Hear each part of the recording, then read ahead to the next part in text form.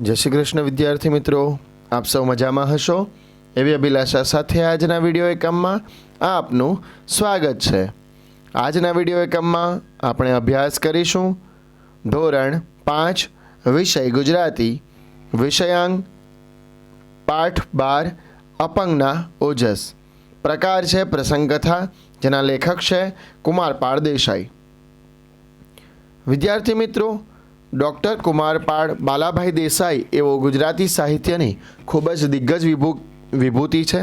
ચરિત્ર, વિવેચન, સંબોધન, સંશોધન, ચિંતન, બાળ સાહિત્ય, અનુવાદ, પ્રૌઢ સાહિત્ય, નવલિકા અને ધર્મદર્શન વિશે 100થી વધુ ગ્રંથો લખનાર તેઓ છે। MA, PhD તથા એમના માર્ગદર્શન હેઠળ 20 વિદ્યાર્થીઓએ PhD મેળવી છે। ગુજરાત યુનિવર્સિટીના ગુજરાતી વિભાગના તેઓ અધ્યક્ષ રહી ચૂક્યા છે। ભાષા સાહિત્ય ભવનના ડિરેક્ટર અને આર્ટ્સ ફેકલ્ટીના ડીન તરીકે કુલ 38 વર્ષ સુધી તેઓએ અધ્યાપન કાર્ય કર્યું છે। નાની ઉંમર મોટું કામ પુસ્તક સમગ્ર દેશની તમામ ભાષાઓમાં એ વર્ષનું બાળ સાહિત્યનું શ્રેષ્ઠ પુસ્તક ગણાયું। તેમજ કુમારપાળ દેસાઈએ ત્રણેય ભાષામાં લખેલું અપંગના ઓજસ એની 8 આવૃત્તિઓ અત્યાર સુધીમાં રજૂ થઈ છે। અપાહિજ તન અડીગ મન એ પણ 4 આવૃત્તિઓ અને ધ બ્રેવ હાર્ટ્સ એની 3 આવૃત્તિઓ તથા એનું બ્રેલ લિપિમાં રૂપાંતર થયું। PhDના એમના વિષય આનંદ ધન પર ગુજરાતીમાં 3 પુસ્તકો અને હિન્દીમાં 1 પુસ્તક થયું।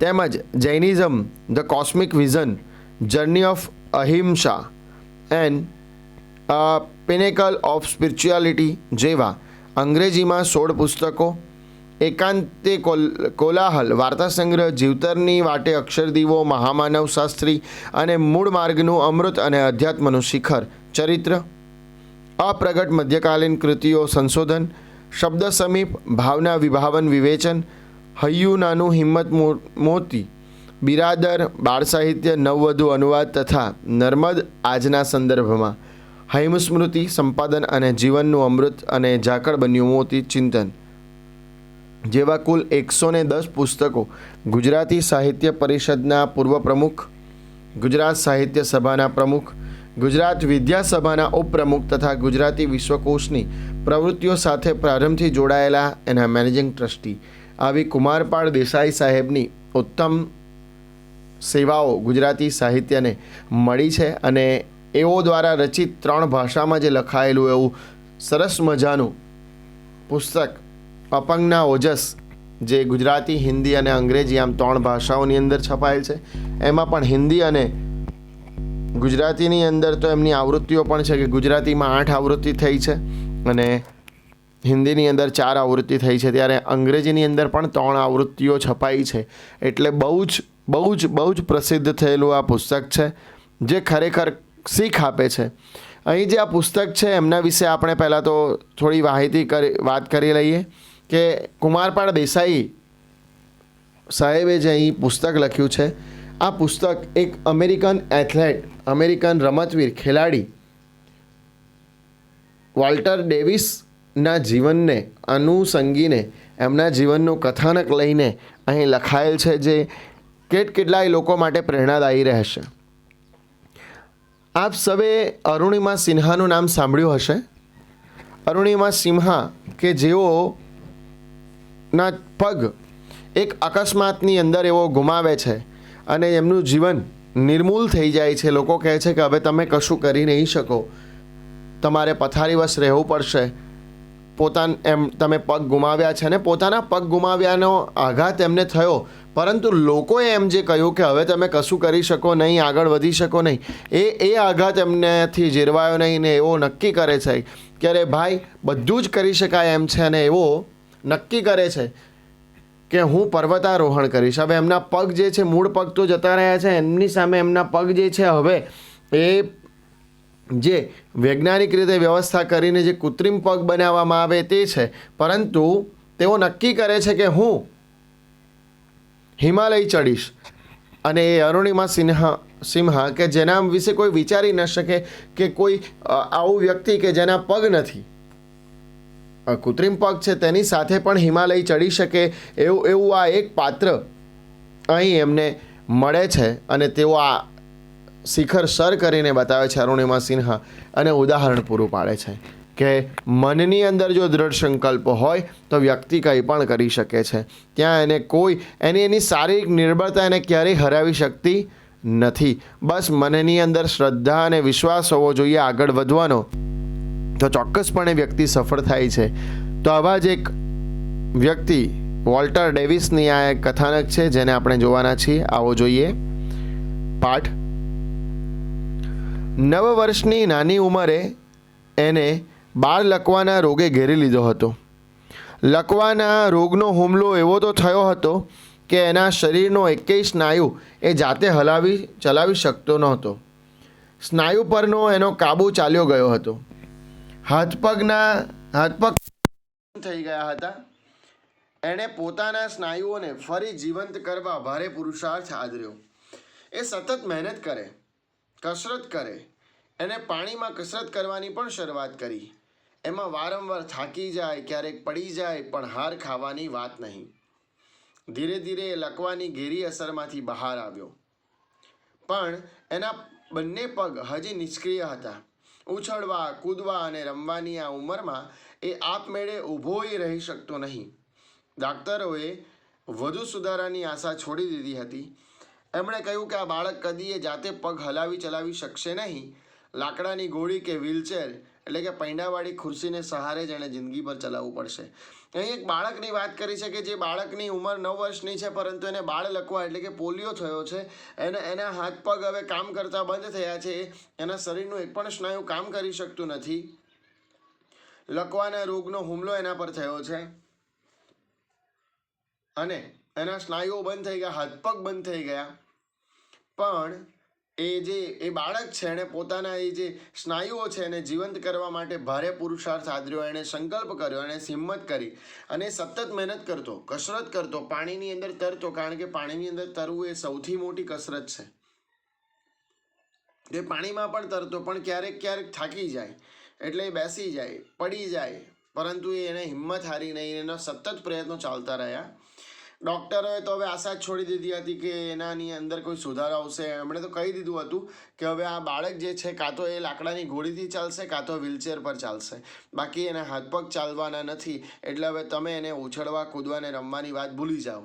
હવે તમે જુઓ 9 વર્ષની મહજ ઉંમર છે. 9 વર્ષની ઉંમર એટલે તમારી સમાન ગણી શકું કે તમારે જેટલી જ ઉંમર કહી શકાય. કે જે ઉંમરની અંદર એને રમવા કરવાનું છે એ ઉંમરની અંદર એના હાથ પગ કામ આપતા બંધ થઈ ગયા છે અને એણે વ્હીલચેરથી ચાલવું પડશે એવું એને ડૉક્ટરો કહી દે છે. તો એનું મન હારી જતું નથી, પરંતુ એ તો મહેનત ચાલુ જ રાખે છે. આ છોકરો નિરાશ ન થયો. એના અંતરમાં તો ઊંડે ઊંડે એક આશા ચમકતી હતી. એણે પોતાના નિશ્ચેતન પગ પર હળવેથી ટપલી મારી અને બોલ્યો, મારા શાંત મૂંગા દોસ્તો, એ વિશ્વાસ રાખજો કે એક દિવસ ચાલી શકશો, દોડી શકશો, જાત જાતના કૂદકાએ લગાવી શકશો. અરે આકાશને આંબી જઈએ એવા ઊંચામાં ઊંચા કૂદકા પણ મારી શકશો. પણ મારા મિત્રો, ત્યાં સુધી તમે હિંમત હારશો નહીં. હું હિંમત નહીં હારું. હવે તમે જુઓ એ છોકરો કેટલો હિંમતવાન છે કે એ પોતાના પેલા જે પગ છે જે ચાલી શકતા નથી ને એની જોડે વાત કરીને કહે છે કે તમે વિશ્વાસ રાખો, તમે એક દિવસ ચાલશો, દોડશો અને કૂદશો. એની મહેનત ઉપર કેટલો ભરોસો છે કે હું સફળ થઈશ. એણે પેલા પગને કહ્યું કે તમે નિરાશ થતા નહીં, તમે ફક્ત તૈયારી રાખજો કે તમારે કૂદવાનું છે, તમારે ચાલવાનું છે, તમારે દોડવાનું છે. જોશભેર આટલું બોલતા બોલતા તો નાનકડો વોલ્ટર પોતાનું સમતોલપણું ગુમાવીને એકાએક પથારીમાં ઢળી પડ્યો. વોલ્ટરની આ વાતચીત સાંભળીને એની માતા દોડીને આવી. એણે પૂછ્યું, બેટા તું કોની સાથે વાત કરતો હતો? હવે અહીંયા એનું નામ આવે છે. જો અત્યાર સુધી આપણે જે પેરેગ્રાફ જોયા ક્યાંય એનું નામ નહોતું છોકરાનું, હવે એનું નામ આવે છે વોલ્ટર. તો વોલ્ટર જે છે એ વોલ્ટર વાત કરતાં કરતાં ઢળી પડ્યો પલંગ પર. કારણ કે એના પગ વધારે ટકી શકતા નથી, એના પગની અંદર ઊભા રહેવાની શક્તિ નથી, એટલે પલંગ ઉપર ઢળી પડ્યો. અને ત્યાં એની માતા આવીને પૂછે છે કે બેટા તું કોની જોડે વાત કરે છે? તો વોલ્ટર કહે છે, માં, મારા પગ સાથે. પગ સાથે? પગ તે કંઈ સાંભળતા હશે? હા માં, મારા પગ ભલે ચાલે નહીં પણ સાંભળે તો ખરા. એમ તો તેને શું કહ્યું? માતાએ આતુરતાથી પૂછ્યું. વોલ્ટરે કહ્યું, માં, મેં એને કહ્યું કે તમે મૂંઝાશો નહીં, ગભરાશો નહીં, સહેજે હિંમત હારશો નહીં. આજ ભલે તમે ચાલી શકતા ન હો, પણ એક દિવસ આપણે જરૂર ઊંચામાં ઊંચા કૂદકા લગાવી શકીશું. વોલ્ટરે કહ્યું કે મેં એમને કહ્યું છે કે આપણે ઊંચા કૂદકા લગાવીશું ચોક્કસ એક દિવસ. માં કહે છે, શાબાશ બેટા શાબાશ, તું જરૂર કૂદકા લગાવીશ, તું જરૂર સૌની માફક દોડી શકીશ. જો તું હિંમત નહીં હારે તો તું જે ધારે તે કરી શકીશ. અને વિદ્યાર્થી મિત્રો, એવું કહેવાય ને કે ભગવાન પણ એની મદદ કરે જે પોતાની જાતની મદદ કરે. હિંમતે મરદા તો મદદ એ ખુદા. જે વ્યક્તિ પોતાને મદદ કરતો હોય ને એને ભગવાન મદદ કરે, પણ જે પોતે હિંમત હારીને બેસી જાય છે એને ભગવાન પણ ક્યારેય મદદ કરતો નથી. તો આ બાળકની માતા પણ એને કહે છે કે શાબાશ દીકરા, જો તું હિંમત નહીં હારે ને તો તું ચોક્કસ સફળ થઈશ ને તું દોડી શકીશ, ધારીશ તે કરી શકીશ. આમ એમની માતા પણ એમનો ઉત્સાહ વધારે છે. વોલ્ટરની માતા પોતાના અપંગ બનેલા પુત્રની હિંમતને બરાબર જગાડતી રહે છે. પોતાના પુત્રમાં સહેજે નિરાશા ન આવે તે માટે સતત પ્રોત્સાહન આપતી, એને દિલમાં શ્રદ્ધા રાખવાનું કહેતી, સાથોસાથ પગ પર માલિશના અને ડાક્ટરી સારવારના બીજા ઉપચારો તો કર્યા જ કરતી. એકવાર વોલ્ટરના બોમાન્ટ નગરમાં ઊંચા કૂદકાની એક હરીફાઈ ગોઠવાઈ. નાનકડા વોલ્ટરને આ હરીફાઈ જોવાનું મન થયું. લાકડાની ઘોડીના સહારે મેદાન પર ગયો. મેદાનમાં ચારે બાજુ છોકરાઓ ઘૂમતા હતા. જુદી જુદી જગ્યાએ જુદા જુદા પ્રકારની હરીફાઈઓ ચાલતી હતી. ક્યાંક ખેલાડીઓ દોડમાં ભાગ લઈ રહ્યા હતા, ક્યાંક ઊંચા કૂદકાની રમત ચાલતી હતી, તો ક્યાંક વાંસ કૂદકાની રમત રમાતી હતી. વોલ્ટર ઊંચા કૂદકાના વિભાગમાં જઈને બેઠો. 2 લાકડીઓ પર એક વાંસ મૂકવામાં આવ્યો હતો.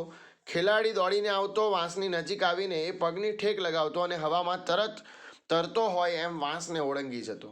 હવે વોલ્ટરે જોયું કે એની માતા તો એને બરાબર હિંમત આપતી, એને જે કંઈ ઈલાજ કરવાના છે, જે કંઈ દવા કરવાની તે તો કરતી જ રહેતી.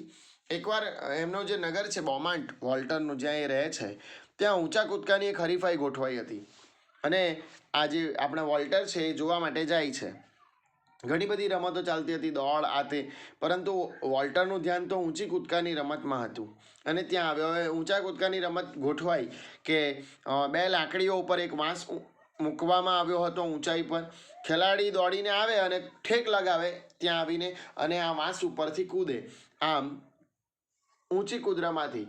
બરાબર છે. આપણે સૌ જાણીએ છીએ કે સ્કૂલની અંદર આપણે પણ આવા અખતરાઓ કરતા હોય. લાંબી કૂદ રમવા માટે પણ આપણે તૈયાર હોઈએ છીએ કે લાંબી કૂદ લગાવવાની કેવી રીતના, તો 2 પટ્ટા દોડી દેવામાં આવે તેના પરથી કૂદવાનું. અથવા તો ઊંચી કૂદમાં કેવું, તો કોઈ 1 હાથનું ઊંચાઈ રાખે, પછી 2 હાથની ઊંચાઈ, પછી 3 હાથની ઊંચાઈ. આમ આપણે ઊંચા કૂદકા પણ મારતા હોઈએ. ખાસ તો આપણે પેલું રવિવાર, સોમવાર, મંગળવાર જ્યારે રમતા હોય તો કોઈ પહેલાં અંગૂઠાને પકડે એટલે નાનું કદ હોય, પછી ધીરે ધીરે ઘૂંટણ સુધી આવે એટલે ઊંચું કદ થાય અને એના પરથી કૂદવાના આપણે પ્રયત્ન કરતા હોઈએ છીએ. તો આમ જે વોલ્ટર છે એ ઊંચા કૂદકાની રમતમાં જઈને બેસે છે. વોલ્ટર રસપૂર્વક હરીફાઈઓ જોઈ રહ્યો હતો. એને થયું, લાવ હું પણ કૂદકો લગાવું. પણ પોતાના સહેજે હાલી ચાલી ન શકતા પગ પર એની નજર પડી. બાજુમાં પડેલી લાકડાની ઘોડી એણે જોઈ. એ નિરાશ થયો. જ્યાં જાતે ચલાતુંય નથી ત્યાં વળી આવો અને આટલો ઊંચો કૂદકો મારવાની વાત કેવી? પણ ત્યાં તો એની માતાના શબ્દો યાદ આવ્યા, જો તું હિંમત નહીં હારે તો તું જે ધારીશ તે કરી શકીશ. વોલ્ટર આનંદથી રમત જોવા લાગ્યો. એવામાં એક છોકરાએ કમાલ કરી. એણે સૌથી ઊંચો કૂદકો લગાવ્યો, અગાઉનો વિક્રમ તોડી નાખ્યો. તાળીઓના ગડગડાટથી સૌએ એને વધાવી લીધો. એ વિજેતાનું ઇનામ મેળવી ગયો. વોલ્ટર પણ બેઠો બેઠો જોશભેર તાળીઓ પાડતો હતો. ઇનામ મેળવીને પાછા ફરતા છોકરાને એણે જોયો. એ બરાબર એના જેટલી જ ઉંમરનો હતો. વોલ્ટરે આ જોયું. વોલ્ટર નિરાશ થઈ ગયો. એને કૂદકો મારવાનું મન તો થયું, પણ વળી એ કેવી રીતે મારી શકે, કારણ કે એના પગ તો ચાલી જ નથી શકતા. પણ માતાએ કહેલું ને કે ધારે તે કરી શકે. ક્યારે? જો તું હિંમત રાખે તો. વોલ્ટરે જોયું કે પેલો એક જે છોકરો હતો એની જ ઉંમરનો, એણે સરસ મજાની છલાંગ લગાવી ઊંચી સૌથી અને વિક્રમ તોડ્યો અને ઇનામ જીત્યો. લોકો એના માટે ખૂબ તાલીઓ વગાડે છે. વોલ્ટરે પણ તાલી વગાડી. અને આ છોકરો પાછો એની જ ઉંમરનો. વોલ્ટરને થયું, હું પણ એક દિવસ ચાલીશ, પછી કૂદકા લગાવીશ. એક દિવસ એવો આવશે કે હું પગથી દુનિયાભરમાં ઊંચામાં ઊંચો કૂદકો લગાવીશ. અરે હું તો વિશ્વ વિક્રમ સ્થાપીશ. વોલ્ટર અપંગ હતો પણ એનો નિર્ધાર અડગ હતો. તેનું તન અપંગ હતું પણ મન અડીખમ હતું. શરીર નિર્બળ હતું પણ એનો સંકલ્પ ઘણો બળવાન હતો. એના હૈયામાં એક શ્રદ્ધા હતી, મારું શરીર આજે ભલે અપંગ હોય પણ એક દિવસ એવો આવશે કે વિશ્વનો કોઈ ખેલાડી મારી બરાબરી કરી શકશે નહીં. મહેનત કરવામાં વોલ્ટરે કશું બાકી રાખ્યું નહીં. ડૉક્ટરની નાનામાં નાની સૂચનાઓનો પૂરેપૂરો અમલ કરતો. એ ધીરે ધીરે કમર સુધીના કેલિપર્સ પહેરીને ચાલવાનો પ્રયત્ન કરવા લાગ્યો. હવે નક્કી કરી લીધું કે ગમે એ થાય, હવે હું વિશ્વ વિક્રમ બનાવીશ, હવે હું જીતીશ, હવે હું ઊંચો કૂદકો લગાવીશ. આમ એણે નક્કી કર્યું અને મહેનત કરવામાં કશું બાકી ન મૂક્યું. ડૉક્ટર જે સૂચના આપે એનું પાલન કરે. કમર સુધી એણે કેલિપર્સ પહેરીને ચાલવાનો પ્રયત્ન કર્યો. એ જે ચાલવા માટેનો જે પ્રયત્ન કરવાનો અંગ આવે, બરાબર છે, જે સાધન આવે, એવા સાધનોનો પ્રયોગ કરી એણે ચાલવા નક્કી કર્યું. પછી ઢીંચણ પરનો પટ્ટો કાઢી નાખ્યો. છેલ્લે તો પગના પંજા માટે જ કેલિપર્સનો ઉપયોગ કરવો પડતો. ધીરે ધીરે સ્નાયુઓ મજબૂત થતાં એ કશાની સહાય વગર ચાલવા લાગ્યો. આમ કરવા જતાં ઘણીવાર એ પડી જતો, પણ હિંમતભેર ફરી ઊભો થતો. ધીરે ધીરે વોલ્ટર બરાબર ચાલવા લાગ્યો. એની માતાએ રોપેલી શ્રદ્ધા સાકાર બનવા માંડી. મનોબળના સહારે વોલ્ટરે એક અદ્ભુત સિદ્ધિ મેળવી. ખુદ ડાક્ટરો પણ મોંમાં આંગળા નાખી ગયા, પણ વોલ્ટરની ઈચ્છા હજી અધૂરી હતી. એની ઈચ્છા તો પેલા ઊંચા કૂદકાની સ્પર્ધામાં વિશ્વ વિજેતા બનવાની હતી. તમે જુઓ, જે ક્યારેય ડૉક્ટરે જેણે એવું કહેલું કે એ ચાલી પણ નહીં શકે, વ્હીલચેરથી એને ચાલવું પડશે, એ આજે ચાલતો થયો, ધીરે ધીરે દોડતો થયો. અને એને જોઈને ડૉક્ટરો પણ મોંમાં આંગળા નાખી ગયા, એટલે કે અચંબિત રહી ગયા. આનું માત્ર એક જ કારણ છે કે डर के नौका पार नहीं होती, कोशिश करने वालों की हार नहीं होती. જે હિંમત કરે ક્યારે નિષ્ફળ ન થાય, પરંતુ જે હિંમત જ ન કરે અને બેસી રહે કિનારે, એનાથી કશું થતું નથી. જો તમારે તરવું જ છે તો દરિયામાં ઉતરવું પડે. કિનારે બેસીને કયા કરો કે મારથી તો નહીં તરાય, મને તો તરતા જ ના આવડે, તો એ શક્ય જ નથી. અહીંયા તમે જુઓ કે વોલ્ટરે ઝંપલાવ્યું, યાહોમ કરીને પડ્યો અને ચાલતો થયો છે, પણ એની ઈચ્છા તો શું છે, તો વિશ્વ વિજેતા બનવાની. એટલે હવે એના શરીરમાં તાકાત આવતી ગઈ. સ્નાયુઓના ચેતનવંતા બનવા લાગ્યા. ધીમે ધીમે દોડવા લાગ્યો અને આખરે ઊંચો કૂદકો લગાવવા માંડ્યો. ઊંચા કૂદકામાં પહેલાં ધીમેથી દોડ શરૂ કરવાની હોય, પછી ઝડપથી દોડવાનું હોય અને પછી પગની ઠેકથી ઊંચો કૂદકો લગાવવાનો હોય. અન્ય રમતો કરતાં રમતમાં પગની તાકાતની વધારે કસોટી થાય, અને અત્યારે તો એના પગ ધીરે ધીરે સાજા થયા છે. વોલ્ટર ધીમે ધીમે બધી કળામાં પારંગત બન્યો. વધુ ને વધુ ઊંચે કૂદવાનો પ્રયત્ન કરવા લાગ્યો. એના બોમાન્ટ નગરની સ્પર્ધાઓમાં એ મોખરે રહ્યો. ટેક્સાસ રાજ્યની સ્પર્ધામાં એણે વિક્રમો સ્થાપ્યા. હવે હજુ એણે પ્રયત્નો શરૂ કર્યા. રોજ દોડવાની પ્રેક્ટિસ કરે, અને પ્રેક્ટિસો કરતાં કરતાં એણે પોતાની જાતને સક્ષમ બનાવી, તૈયાર બનાવી ઊંચા કૂદ માટે. અને જે એમનું શહેર હતું બોમાન્ટ, જેની અંદર ક્યારેક એણે પેલા છોકરાને કૂદતા જોયેલો, એ શહેરની સ્પર્ધાઓની અંદર એ સૌથી આગળ નીકળી ગયો. અને ટેક્સાસ રાજ્ય જે છે એમનું, એની અંદર પણ એને વિક્રમો સ્થાપ્યા.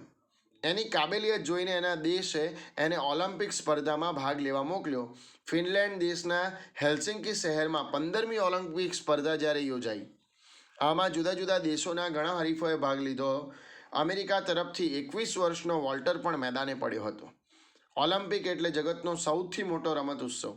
તમે સૌએ જોયું હશે, પેલી 5 રીંગવાળું નિશાનવાળો જે પડદો ફરકાવવામાં આવે, બરાબર છે, એક ટાઈગર સરસ મજાનો, એ ત્યાંથી આગળથી એ ઓલિમ્પિકની મશાલ લઈને ચાલતો હોય. આવું એક સુંદર મજાનું દ્રશ્ય જે ઓલિમ્પિકની અંદર બતાવવામાં આવે, બરાબર છે. એશિયન ગેમ્સ, ઓલિમ્પિક્સ, આ બધી મોટી મોટી રમતો છે.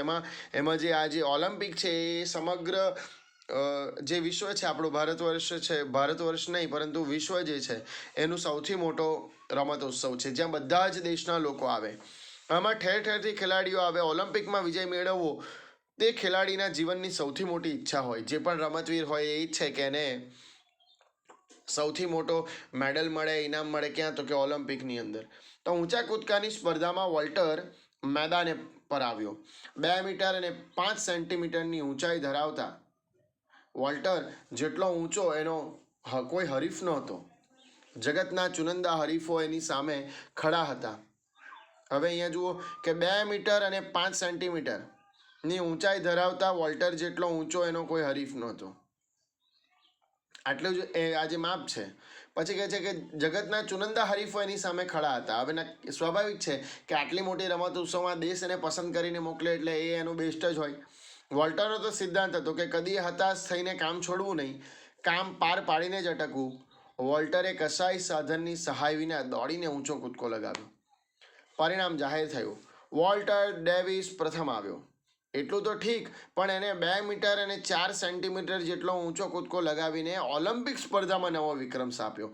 બરાબર છે. અત્યાર સુધી આટલું તો લગાવતો જ હતો ઊંચાઈનો કૂદકો, પરંતુ ઓલિમ્પિકની અંદર આ એક વિશ્વ રેકોર્ડ છે. આ 15મી ઓલિમ્પિક સ્પર્ધાના પહેલા દિવસે પ્રથમ ઓલિમ્પિક વિક્રમ સ્થાપનાર વોલ્ટર ડેવિસ બન્યો. એણે સુવર્ણ ચંદ્રક મળ્યો. તાળીઓના ગડગડાટથી વાતાવરણ ભરાઈ ગયું. વોલ્ટરની સિદ્ધિ રમતની દુનિયામાં માન પામી. એનો પુરુષાર્થ લોકોના દિલમાં આદર પામ્યો. આ સિદ્ધિ પછી પણ વોલ્ટર ડેવિસે આનાથી પણ ઊંચા કૂદકા લગાવ્યા. એક બિન સત્તાવાર સ્પર્ધામાં તો એણે 2 મીટર અને 13.5 સેન્ટીમીટરનો ઊંચો કૂદકો લગાવ્યો હતો. વોલ્ટર જીવન અને રમતના મેદાનનો સાચો વિજેતા બન્યો. જે વોલ્ટરને ડાક્ટરોએ કહ્યું હતું કે કદી પણ જાતે પોતાના પગ હલાવી ચલાવી શકશે નહીં, એ વોલ્ટર મન અને તનની તાકાતથી જગતમાં ઊંચામાં ઊંચો કૂદકો લગાવનારો માનવી બન્યો. એણે બતાવ્યું કે અપંગ અથવા અશક્ત એ લાચાર કે અસહાય નથી. એ હિંમત ન હારે તો ધારે તે કરી શકે. અને વોલ્ટર પોતાના જીવનના અંતિમ તબક્કાઓ સુધી સતત પોતાની આ જે મહેનત છે એને સિદ્ધ કરતા રહ્યા છે. તેઓ ફૂટબોલ ટીમ, તેઓ બાસ્કેટબોલ ટીમના મેમ્બર પણ રહી ચૂક્યા છે. તેઓ એમાંથી પણ રમ્યા હતા દેશ માટે. અને પોતાની આ જે અદ્ભુત સિદ્ધિઓ જે છે એના વડે વોલ્ટર આપણને શિક્ષા આપે છે કે ભલે તમારું તન અશક્ત હોઈ શકે, પણ જો તમારું મન સશક્ત છે, તમારું મન શક્તિશાળી છે, તો તમે ચોક્કસપણે વિજય મેળવી શકો છો. એટલે ક્યારેય પીછેહટ કરવી નહીં, ક્યારેય પોતાની જાતને નબળી માનવી નહીં. તમે તનથી મનથી તમે પ્રબળ છો તો તમે ચોક્કસપણે બધું જ કરી શકો છો. આમ આ પાઠની અંદરથી આપણને સરસ મજાની શીખ અહીં મળે છે. અહીં અપંગના ઓજસ પાઠના થોડા ઘણા શબ્દાર્થ જે છે એ આપ્યા છે કે ઓજસ એટલે માણસના વિશેષ કે ખાસ ગુણ, બળ, પ્રતિભા, તેજ. નિષ્ક્રિય એટલે ક્રિયા રહિત, ક્રિયા ન કરતું હોય તેવું. નિર્ધાર અગાઉથી ધારેલું નિર્ણય. કેલિપર્સ લખવાના દર્દીઓ માટે પહેરવામાં આધાર માટે પહેરવું પડતું સાધન, મેં કહ્યું તેમ. પારંગત એટલે હોશિયાર અને પ્રવીણ બન્યો. ઓલિમ્પિક દર 4 વર્ષે યોજાતો એક વિશ્વ રમતોત્સવ. અને વિક્રમ એટલે જેણે મહત્તમ સિદ્ધિ કહેવાય, કોઈ પણ સ્પર્ધાની અંદર નોંધાયેલી સિદ્ધિ. અને પુરુષાર્થ એટલે ઉદ્યમ અને મહેનત. બરાબર. પાઠ ભણતી વખતે આ શબ્દાર્થોને આપણે સમજ્યા જ છીએ. તો અહીંયા સુધીમાં આપણો આ એકમ અંત થાય છે. તમારે આ એકમનો અભ્યાસ કરવાનો છે. એકમ અંત થયા બાદ તમારે પુસ્તકના પાછળના પાને આપેલ શબ્દાર્થ અને સ્વાધ્યાય કાર્ય નોટબુકની અંદર નોંધવાનું છે. જો આ એકમ દરમિયાન કોઈ તકલીફ પડે છે તો આપ મને મેસેજ કે કોલ કરી શકો છો. નવા એકમ સાથે મળીએ, ત્યાં સુધી આભાર. જય શ્રી કૃષ્ણ.